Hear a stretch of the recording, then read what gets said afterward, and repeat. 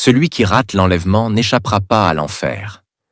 Bien-aimés, il y a une vérité spirituelle que beaucoup prennent à la légère.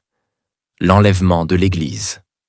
La Bible dit « Car le Seigneur lui-même a un signal donné, à la voix d'un archange et au son de la trompette de Dieu, descendra du ciel, et les morts en Christ ressusciteront premièrement.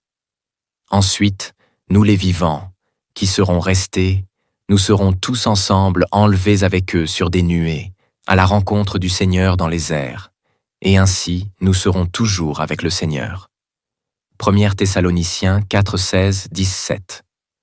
L'enlèvement n'est pas une théorie, ni une option. C'est le départ final des vrais enfants de Dieu pour rejoindre Jésus. Mais voici le danger. Celui qui rate l'enlèvement n'échappera pas à l'enfer. Pourquoi?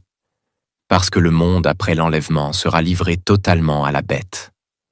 La parole déclare « Et il fut donné à la bête de faire la guerre aux saints et de les vaincre. » Apocalypse 13, 7.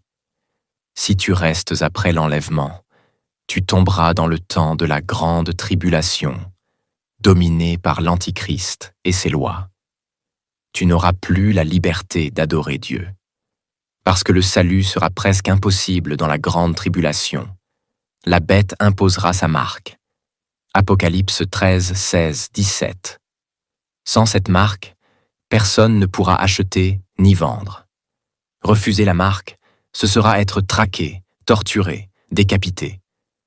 Peu pourront tenir dans une telle persécution, parce que c'est aujourd'hui qu'il faut choisir.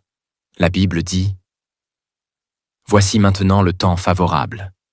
Voici maintenant le jour du salut. » 2 Corinthiens 6, 2.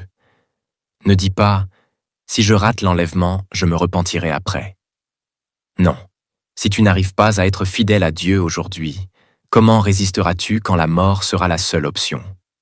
Celui qui rate l'enlèvement n'aura plus de deuxième chance facile. L'enlèvement est la frontière entre la grâce et le jugement. Sois prêt maintenant, car Jésus peut revenir à tout moment. Voici, je viens comme un voleur. Heureux celui qui veille. Apocalypse 16, verset 15.